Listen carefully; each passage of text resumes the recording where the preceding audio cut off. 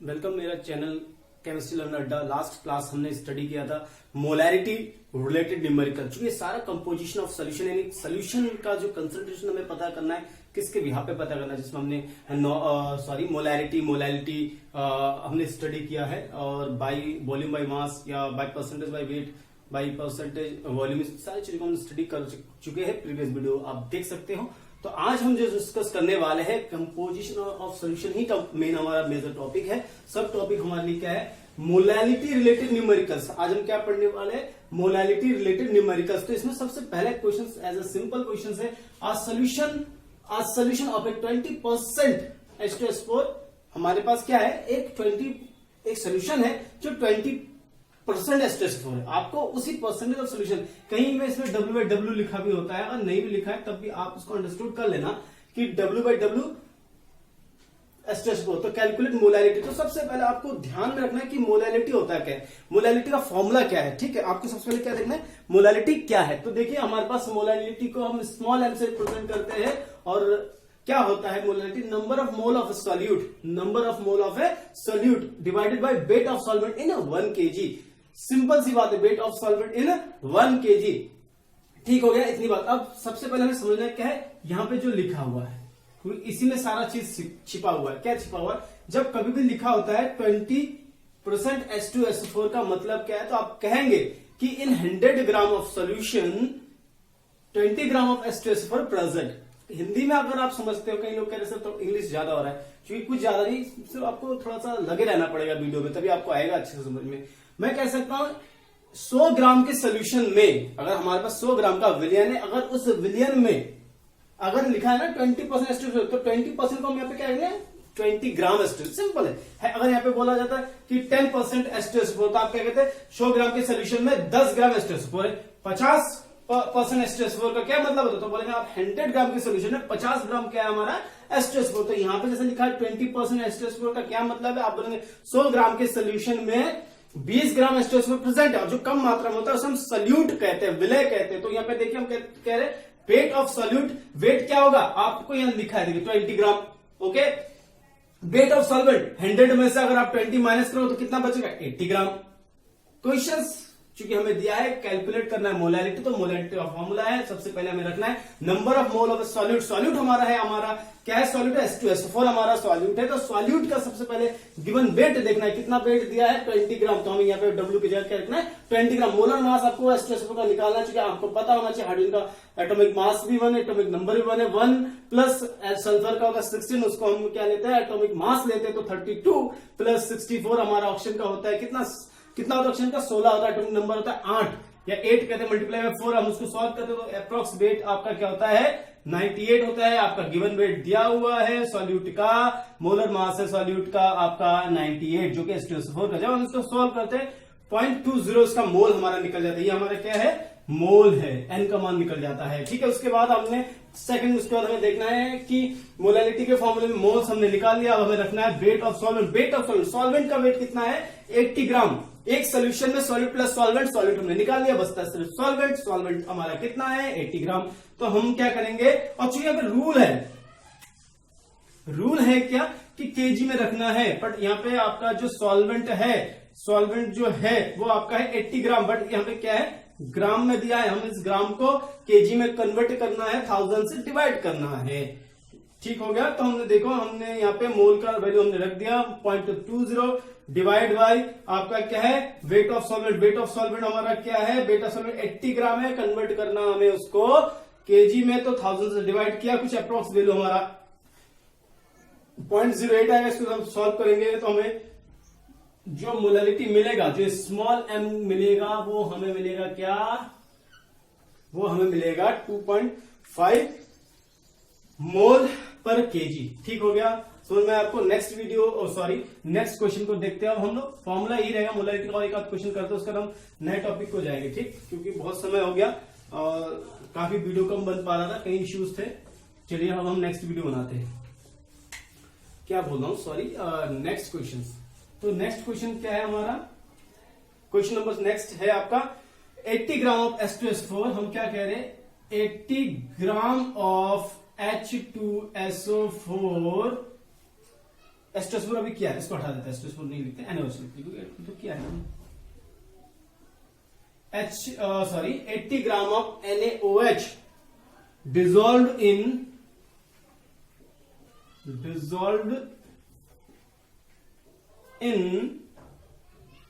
400 gram of water. Calculate the molality. आप लिखेंगे find small M. Small M का मतलब क्या होता है, मोलैलिटी. तो चूंकि आप लोग जानते हो क्या है मोलैलिटी का फॉर्मूला, आप सभी जानते हो क्या है हमारा मोलैलिटी का फॉर्मूला.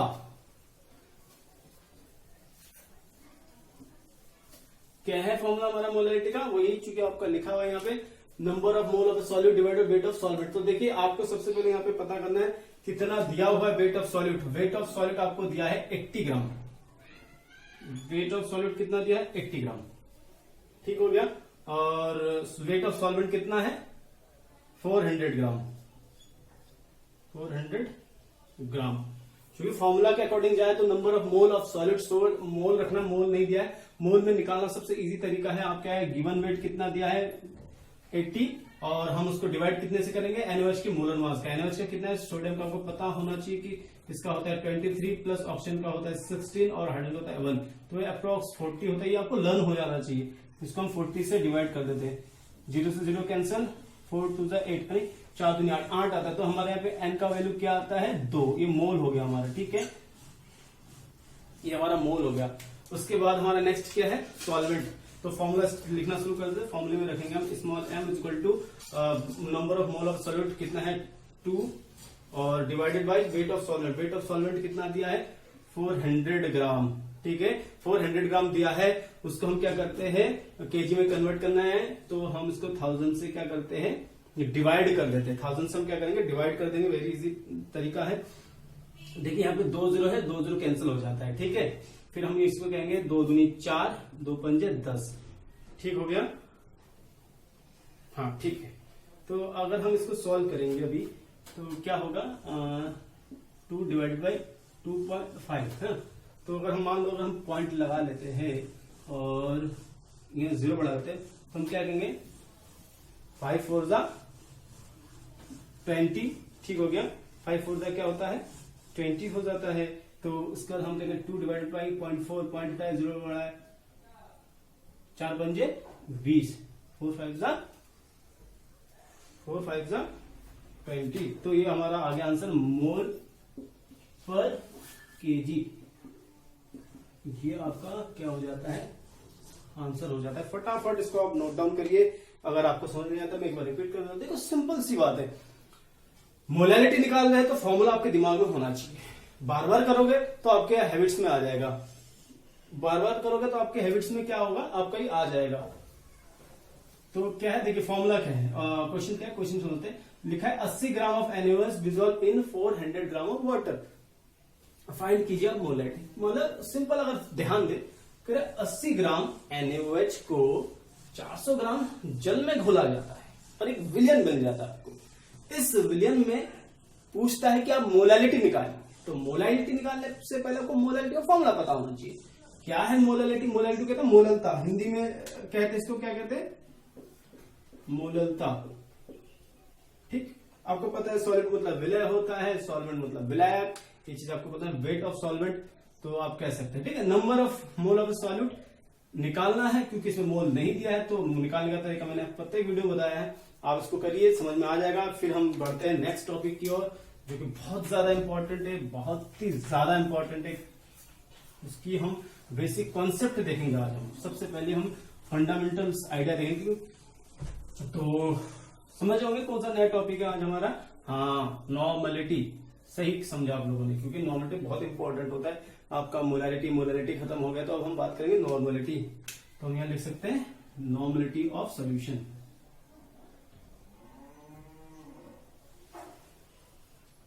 नॉर्मलिटी ऑफ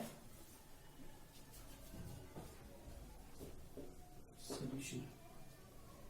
ठीक है, नॉर्मलिटी ऑफ सॉल्यूशन. तो नॉर्मलिटी, देखो नॉर्मलिटी को समझने से पहले हमें कुछ बातों को समझना जरूरी है. कुछ पॉइंट्स आएगा उसको मैं बारीकी समझ लें, क्योंकि नॉर्मलिटी कई बच्चे कंफ्यूज करते हैं, उस कंफ्यूजन को मैं आज पकड़ना है कि कहाँ कंफ्यूज होते हैं बच्चे। तो हम भी होते थे जब हम क्लास 11th में थे, तो हमें भी दिक्कत होती थी, 12th में थे तो हमें भी दिक्कत, लेकिन बात वही है कि हमें तब बताने वाला नहीं था। आजकल तो बहुत यूट्यूबर, आप यूट्यूब में कई वीडियोस है, तो मैं तो सब वीडियो देखो समझो। तो देखिए पहले नॉर्मलिटी का फॉर्मूला देख लेते हैं, ठीक है। नॉर्मलिटी जिसको हम रिप्रेजेंट करते हैं कैपिटल एन से। क्या होता है नॉर्मलिटी मतलब? हम कहते हैं equivalent mass of a solute, equivalent mass of solute in gram divided by volume of A solution, volume of solution in litre. Clear हो गया? ये जनरल फॉर्मूला है नॉर्मलिटी का। तो अगर आप इस फॉर्मूले को देखते हो तो मुझे लगता है कि कुछ कठिन नहीं है, बस एक नया टर्म आया है इक्विवेलेंट मास, ठीक है। तो हम इक्विवेलेंट मास को समझते हैं। हमें क्या समझना चाहिए फिर? Equivalent mass, equivalent mass. देखिए इक्विवेलेंट मास बराबर क्या? इक्विवेलेंट मास होता है क्या एक्चुअली? कहते हैं molar mass of a solute, molar mass of solute divide. कई लोग कहते हैं कि सर क्लियर नहीं है, दिखाई नहीं दे रहा है, स्पेलिंग क्या है दिखाई दे। मैं कहता हूं थोड़ा सा 480 करके आप वीडियो क्लियरिटी करके अच्छा से देख सकते हो, क्योंकि मेरे पास उतनी अच्छी कैमरा नहीं है, आपको पता है कई चीजें हैं, लेकिन आपको पढ़ना है तो आप सफिशिएंट है। पढ़ने वालों के लिए ठीक है, नहीं पढ़ने वाले तो कई चीजें बोलेंगे, बट आप चाहोगे तो अच्छे से देख सकते हैं, आपको दिख जाएगा आपको। तो हाँ, मैं क्या बात करूं, इक्विवेलेंट मास की बात जो कर रहा हूं मैं कहां से कर रहा हूं? क्योंकि नॉर्मलिटी का फॉर्मूला क्या है? Equivalent mass of a solute in gram divided by volume of solution in litre. तो ये तो आपको वॉल्यूम ऑफ सॉल्यूशन आपने मोलारिटी में भी यूज किया था। It is not too much difficulty अगर हमें नेट अगर हम देख रहे हैं नॉर्मलिटी तो आता है equivalent mass of a solute. Equivalent mass को समझते हैं। इक्विवेलेंट मास को समझने के लिए सिंपल सा होता है, देखो कई बच्चे बोलते सर इक्विवेलेंट मास क्या था, तो हिंदी में हिंदी वालों बच्चों की थोड़ा दिक्कत हो रहा है। इसे अगर तुल्यन की भार कहते हैं, क्या कहते हैं? तुल्यन की भार। Molar mass of solute, molar mass अणुभार, मोलर मास का अणुभार, विलय का अणुभार, ऊपर लिखेंगे विलय का अणुभार, बट्टे क्या लिखेंगे? एन फैक्टर, एन गुणांक कहते हैं हिंदी में, एन फैक्टर।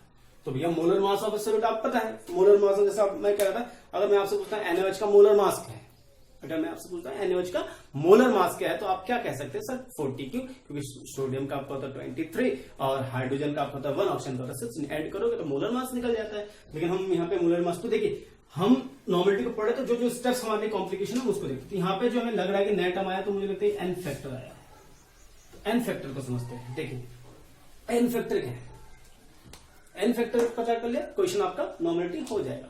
तो मैं क्या कह रहा हूं, ये जो एन फैक्टर है, कोई कंपाउंड होती है तो कंपाउंड को हम कई तरीके से हम देखते हैं। बेसिकली कंपाउंड हमारा एसिडिक से होता है, बेसिक हो सकता है, बेस हो सकता है, क्षार हो सकता है, यानी अम्ल होता है, क्षार होता है, लवण भी होता है जिसे हम सॉल्ट कहते हैं, और कहीं कहीं तो कोवेलेंट कंपाउंड भी होता है। तो हम उनमें से हमें एन फैक्टर निकालना है। तो चलिए हम देखते हैं क्या हमारा एन फैक्टर क्या है। देखिए सबसे पहले हम बात करते हैं एसिड की। हम लिखेंगे N factor. N factor are characterized in 3 type. At first we are discussing about acid, या हम लिख सकते हैं एसिडिक। तो एसिडिक में हम सबसे पहले बात करते हैं नंबर 1 HCl, HCl। अच्छा एसिडिक में क्या होता है? अगर आप एसिडिक बात करते हो आप क्या समझते हो? बचपन से पढ़ते हो यार, मतलब क्लास 6 से हमें पता है कि एसिड क्या है सर। तो एसिड कुछ नहीं, बस हम जैसे उसको कोई पदार्थ हमारे पास है, हमने पानी में डिप किया, H प्रोटोन आयन निकला, H धन आयन निकला, तो हम क्या कहते हैं? एसिड। तो बेसिकली हमें क्या देखना है? हमें फोकस किस पे करना है? H कैटायन पे देखना है। हमें क्या देखना है? H कैटायन पे। तो H कैटायन अगर है तो हमारे एसिड्स हो गया। तो अब एसिडिक में एन फैक्टर देखना है। तो एन फैक्टर देखने का सिंपल सा तरीका है, किसी सोल्यूशन में अगर H प्रोटॉन आयन रिप्लेसेबल है, कहते हैं रिप्लेस हो जाता है, हम कह सकते हैं चेंज होना, मतलब हम कह सकते हैं रिप्लेसेबल, मतलब क्या कहते हैं जिसमें चेंज होता है, H प्रोटॉन आयन चेंज होता है। जैसे मान लीजिए हमारे पास HCl है, तो HCl को हम डिसॉल्व करते हैं तो हमें कितना मिलेगा? H proton ion 1। कितना मिलेगा? 1। तो इसके लिए हम क्या बोल सकते हैं? एन फैक्टर क्या है हमारा?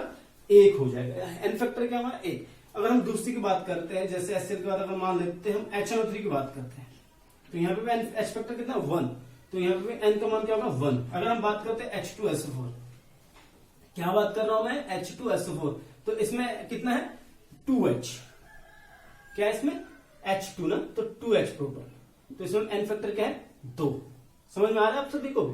देखिए हम क्या कह रहे हैं, अगर आप H2SO4 को डिसॉल्व करेंगे तो इसमें भी H प्रोटॉन है, पर कितने H प्रोटॉन है, नंबर ऑफ मोल, तो 2 mole of H, 2 mole of H है, ठीक है। तो 2 मोल अगर H है तो वो हमारा क्या हो जाता है, एसिडिक होता है। इसमें 2 मोल अगर, तो कितना आपका है n फैक्टर, तो 2 है। अगर हम नेक्स्ट देखें, मान लीजिए अगर हम लिखते हैं H2S3PO4, H3PO4, आप लोग बताओगे 3, इसमें n फैक्टर कितना है 3, ओके। अगर हम बात करते हैं H3PO3, अगर हम बात करते हैं H3PO3, इसमें n फैक्टर कितना है 3 कह रहे होंगे आप लोग, 3 नहीं, इसमें 2 है। अब मैं 2 क्यों कह रहा हूं, और एक है जैसे H3PO2, H3PO2,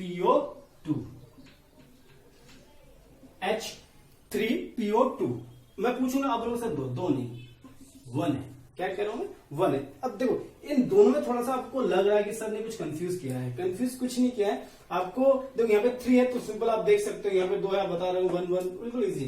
बट यहाँ पे कंफ्यूजन क्यों, आपको इसके स्ट्रक्चर को देखना पड़ेगा, आपको क्या करना पड़ेगा, इसके स्ट्रक्चर को देखना पड़ेगा। चलिए H3PO3 को देखते हैं, इसको देखते हैं, PO, ठीक है, यहाँ पे आपका OH, यहाँ पे आपका OH, यहाँ पे आपका H, ठीक है।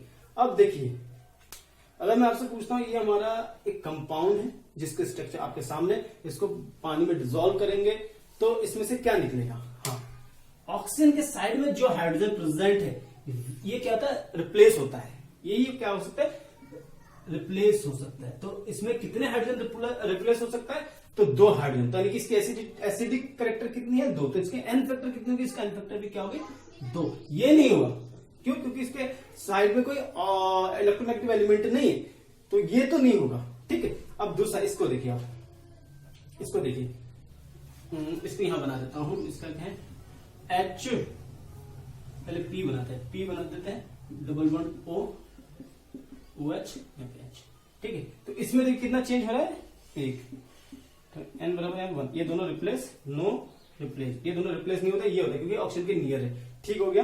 तो इस प्रकार से आपने क्या देखा, आपने इस प्रकार से आपने ये समझ लिया कि एसिडिक में n फैक्टर कैसे निकालते हैं, और हम बेस की बात करते हैं, ठीक है। मिटा देते हैं, लोग आप लिखते चलिएगा, ठीक है। अब हम बात किसकी करेंगे, n फैक्टर ऑफ बेस। चलिए बेस की कॉमन चीज है क्या, हम बेस जब भी कहते हैं तो हमारा ध्यान किस पे होता है, OH नेगेटिव आयन पे, यानी कि जब बेस की बात करते हैं तो उसमें क्या चेंज होगा, उसमें आपका चेंज होगा OH लाइन की बात, ठीक है। तो मान लीजिए हमारे पास नंबर 1 अगर हम बात करते हैं NaOH, बेस है, कितना n फैक्टर होगा 1 होगा, क्यों 1 होगा, क्योंकि इसमें एक OH है, एक OH मिलेगा आपको। नंबर 2, अगर मैं आपको बोलता हूं KOH, कितना मिलेगा n फैक्टर 1 मिलेगा। अगर मैं आपको बोलता हूं CaOH का ट्वाइस, कितना मिलेगा 2 मिलेगा। 2 कैसे मिलेगा, सोचो 2 कैसे मिलेगा, देखिए इसको अगर आप देखोगे तो Ca2 positive plus 2OH negative, 1 mole of CaOH का twice calcium hydroxide give me 2OH, give me 2 mole of OH। तो इसमें n फैक्टर कितना हो गया 2 हो गया, ठीक हो गया। इसके बाद आप देखिए क्या कहते हैं, नेक्स्ट देखिए 4th का बता रहा हूं, AlOH का थ्राइस, कितना n फैक्टर है 3, वेरी गुड। उसके बाद हमारा कुछ बचा है क्या, AKMG का बहुत है, बेस को आप समझ सकते हो, इसमें कितना n फैक्टर 2 होगा। चलिए इसमें क्या है, OH क्या होता है, रिप्लेस होता है, ठीक है। अब हम बात करते हैं सॉल्ट की, एसिड बेस, अब हम बात करेंगे सॉल्ट की। तो जब भी हम सॉल्ट की बात करते हैं, so simple we know that what about a salt, NaCl, KCl and MgCl2, AlCl2, Va3PO4 और का थ्राइस, तो ये सारे क्या होता है, हमारा सॉल्ट होता है। तो salt are basically 2 type. Salt को अगर हम देखोगे तो बेसिकली हमें कितने 2 प्रकार के होते हैं, कैसे आप कह रहे हो 2 प्रकार, क्योंकि सर एक एसिडिक सॉल्ट होता है और एक सर बेसिक सॉल्ट होता है। अच्छा एक एसिडिक सॉल्ट भी हो गया आपका, एक बेसिक। क्यों? क्योंकि मैंने अभी बोला नहीं है, अभी मैंने बोला है कि सॉल्ट आपका बेसिकली 2 टाइप्स है, एसिडिक सॉल्ट और बेसिक सॉल्ट। तो अब हम यहाँ एसिडिक सॉल्ट में भी क्या देखेंगे भैया? H प्रेजेंट देखेंगे। H प्रेजेंट है, आप बोलोगे सर है, तो मतलब वो एसिडिक सॉल्ट है। कितना H पॉजिटिव है सर? मान लीजिए 1 है तो दैट्स N फैक्टर इज 1। अगर आप चलिए देखते हैं, एग्जांपल के थ्रू देखते हैं। एग्जांपल नंबर 1 करते हैं। एग्जांपल नंबर 1 हमारे पास फॉर्मूला क्या है? NaHCO3। कितने N फैक्टर है? कितने N फैक्टर? चलिए देखते हैं। जैसे यहाँ पे +1, ओके, यहाँ पे -2, यहाँ पे +1, पर हम इसका N फैक्टर क्या बोलेंगे? 1। एक H प्रोटॉन प्रेजेंट है, एक H प्रोटॉन प्रेजेंट है। दूसरा एग्जांपल देखिए हम। दूसरा एग्जांपल हमारे पास क्या है? Na2HPO4। जैसे -3 ये वाला है, यहाँ पे +2 हो जाएगा और यहाँ पे -1 हो जाएगा। सॉरी -1 थोड़ा प्लस होता है, +1 हो जाएगा। तो इसमें भी N फैक्टर कितना हो जाएगा आपका? 1 हो जाएगा। निकालना आ रहा है आपको? आ रहा होगा, बिल्कुल। आई होप आपको समझ में आ रहा है। नहीं आएगा वीडियो को रिवाइंड करके देखेंगे, आपको इजीली आ जाएगा। इसमें इतना कुछ कठिनता नहीं है। हिंदी में भी बता रहा हूँ, आप लोग मत कहना कि सर बहुत ज्यादा इंग्लिश हो रहा है। कई बच्चे बोल रहे कि सर आप इंग्लिश में पढ़ा रहे हो। इंग्लिश में कहाँ पढ़ रहे हो? केमिस्ट्री है तो थोड़ा बहुत इंग्लिश, बाकी आप समझ लोगे। एक आध बार वीडियो को रिवाइंड करो ना, 1-2 बार देखो कि अरे भैया आपको कल अब जब 12th क्रॉस कर लोगे, फर्स्ट ईयर क्रॉस करोगे तो आपको इंग्लिश में ही है, कोई आपको हिंदी में नहीं पढ़ाता है। आप जब अपर लेवल में हिंदी में, मैं पढ़ा रहा हूँ हिंदी में, आप अपर लेवल में जब जाओगे, चाहे IIT BTech कुछ भी करो भैया, BSc कुछ भी करोगे जो साइंस बैकग्राउंड का, तो आपको इंग्लिश रहेगा ही। तो इसलिए कोशिश करो। मैं हिंदी बताऊंगा बट यू हैव टू कोशिश, आपको खुद से भी ट्राई करना चाहिए। चलिए अब हम बात करते हैं बेसिक सॉल्ट की बात करते हैं। क्या करते हैं? Basic salt. बेसिक सॉल्ट हमारे लिए क्या है? देखिए ए एग्जाम्पल लिखते थे, ठीक है? ALOH हमारा क्या है? Basic salt. हाँ, ALOHCl2, ठीक हो गया। इसमें कितने बेस है हमारे पास? देखिए हमारे पास इसमें 1 बेस है। हमारे पास इसमें कितना है? 1 बेस है। इसमें हम लिखेंगे 3 पॉजिटिव, ठीक है? इसमें क्या है? 3 पॉजिटिव, यहाँ पे 2 नेगेटिव, 1 नेगेटिव, 3। तो इसमें हमारा कितना N फैक्टर है? 1। क्यों? मैंने क्योंकि यहाँ पे 1 OH है, सॉल्ट में N फैक्टर निकाल रहे हैं, तो ये बहुत ज्यादा इंपॉर्टेंट होता है। क्योंकि कई बच्चों को ना, और ये IIT JEE में आते हैं इससे क्वेश्चन, तो प्लीज आप लोग ध्यान से देखिए। नॉर्मलिटी क्वेश्चन बहुत ही ज्यादा पूछा जाता है, सबसे ज्यादा होता है नॉर्मलिटी एंड मोलारिटी, तो वेरी वेरी इंपॉर्टेंट है, ठीक है? तो हमारे पास नेक्स्ट एग्जांपल देखते हैं, CaOHCl, ठीक हो गया। तो देखिए इसमें कैल्शियम का 2 पॉजिटिव होता है, Cl नेगेटिव होता है यहाँ पे 1 और OH भी नेगेटिव, तो इसमें भी हमारा कितना है? N factor 1। तो देखिए मैं आपको एक बार रिवाइंड करा देता हूँ क्या है हमारा N फैक्टर। देखिए हम अगर हम नॉर्मलिटी पढ़ते हैं तो नॉर्मलिटी में एक वर्ड आता है इक्विवेलेंट मास। एक वर्ड क्या आता है? Equivalent mass. तो इक्विवेलेंट मास बराबर क्या होता है? मैंने बोला आपको molar mass of a solute, molar mass of a solute divided bye N factor. तो N फैक्टर हमें समझना है, क्योंकि मोलर मास आपको पता है। जैसे मैं बोलता हूँ NaOH का भैया मोलर मास का ना 40 कैसे बोलेंगे सर? सोडियम का 23 होता है, 23 होता है, ऑक्सीजन का 8 × 16 होता है, हाइड्रोजन का 1, तो टोटल ऐड करने आपको कितना मिलेगा? 40। तो 40 इज व्हाट? वो आपका मोलर मास हो जाता है। उसके नीचे एक वर्ड आता है N फैक्टर, उसको समझ रहे। तो उसमें आपको एसिडिक बता दिया, बेस का क्या है? जैसे NaOH, सोडियम हाइड्रोक्साइड को डिसॉल्व करें, कितने OH मिलेगा? 1 OH मिलेगा। तो 1 OH मिलेगा N फैक्टर 1, 2 OH मिलेगा N फैक्टर 2, 3 OH मिलेगा N फैक्टर 3 और 2 OH मिलेगा तो N फैक्टर 2। और यही N फैक्टर सॉल्ट में भी मिलता है, सॉल्ट में भी मिलता है। तो वो कैसे मिलता है? आप ऐसे देख सकते हैं सर, सॉल्ट 2 प्रकार का होता है, एसिडिक बेसिडिक। तो एसिडिक सॉल्ट में आपको क्या मिलेगा? H प्रोटॉन मिल जाएगा, बेसिडिक सॉल्ट में OH मिल जाएगा। तो देखिए हमारे पास 2 एग्जांपल है एसिडिक की, NaHCO3, Na पे 1 पॉजिटिव चार्ज, H पे 1 पॉजिटिव चार्ज, ये 2 पॉजिटिव चार्ज, CO3 पे 2 negative charge. Charge is neutral which is a salt. तो इसमें H प्रोटॉन कितना है? 1, एसिडिक N फैक्टर 1। दूसरा देखिए Na2HPO4, PO4 कितने negative charge? 3 negative charge. Sodium 2 है, देखिए 2 है तो कितना पॉजिटिव चार्ज? 2। हाइड्रोजन 1, उस पर कितना? 1, तो इधर भी 3 उधर भी 3, charge is balance, that is salt. H कितना? 1, N फैक्टर 1। सेम ऐसे बेसिक सॉल्ट का देखिए ALOHCl2 में आपका N का 1 फैक्टर है, यहाँ पे COHCl2 में भी N फैक्टर क्या है? 1। क्यों मैं ऐसा कर रहा हूं? OH को देखना है, ठीक है? तो अब हम एक सिंपल से एक बात करते हैं, एक रह जा रहा है, एक रह जाता है, कोवैलेंट का बता देते हैं, एक एग्जांपल बता देते हैं। क्या है? कोवैलेंट कंपाउंड के लिए, कोवैलेंट कंपाउंड का भी पूछा जाता है। कोवैलेंट कंपाउंड मान लीजिए हमारे पास क्या है? C6H12O6। अब आपसे पूछ सकते हैं भैया आप इसका एन फैक्टर बताइए, कितना है इसका एन फैक्टर? 12। इसका एन फैक्टर कितना है? 12, क्योंकि इसमें H प्रोटॉन की संख्या कितनी है? 12, तो हमारा एन फैक्टर भी कितना हो जाएगा? 12। तो बेसिक चीज है, बहुत ही जनरल सी चीजें हमने यहाँ पे डिस्कस किया है, बहुत इजी है अगर हम बोल सकते हैं। अब जब भी ये कहा जाता है कि मेरे पास क्या है, अगर आपसे पूछा जाए, मतलब मैं आपसे पूछता हूं कि कैसे आप एन फैक्टर निकालोगे, तो ये तरीका है। इसके बाद नेक्स्ट वीडियो में हम नॉर्मेलिटी के क्वेश्चंस करेंगे, एंड नॉर्मेलिटी का थोड़ा आगे हम देखेंगे। ये बेसिक, इसको बहुत ध्यान से देखिए, क्योंकि एन फैक्टर ही कंफ्यूजन होता है, जो कि मैंने मैक्सिमम एग्जांपल मैंने आपको दिए। कुछ आप अपने बुक से, रेफरेंस से, टेक्स्ट बुक से और यूट्यूब में कई चैनल से आप वहां से देखिए। मैं बस यही कहना चाहूंगा कि आप पढ़ते रहिए, पढ़ेंगे तभी काम बनेगा। खुद से पढ़िए। Self study is much more important than someone is who teach to you. कोई आपको पढ़ेगा तो उतना पढ़ेगा जितना उसके दिमाग में, जितना उसके पास है। अगर आप पढ़ोगे तो आप बहुत ज्यादा पढ़ सकते हो। तो प्लीज आप खुद से पढ़ने की कोशिश कीजिए, डिपेंड नहीं होना है, चाहे वो यूट्यूब हो चाहे टीचर्स हो। मैं क्यों कह रहा हूं, क्योंकि खुद से पढ़ेंगे तो आप बहुत पढ़ सकते हैं, बहुत ज्यादा पढ़ सकते हैं, बहुत। और सबसे ज्यादा जो क्वालिफाइड होता है, जितने ज्यादा लोग क्वालिफाइड होते हैं खुद से पढ़ पाते हैं। कोचिंग तो एक बहाना होता है। सो प्लीज हम उस पर कोई लेक्चर मुझे नहीं देना है। सॉरी कि मैं आपको आपकी पर्सनल चीजें में नहीं बात करना चाह रहा हूं। इस वीडियो को आप रिवाइंड करिए, 2-3 बार देखिए, एन फैक्टर क्लियर करिए, फिर मैं नेक्स्ट क्वेश्चन करूंगा। Thank you so much video को पूरा देखने के लिए।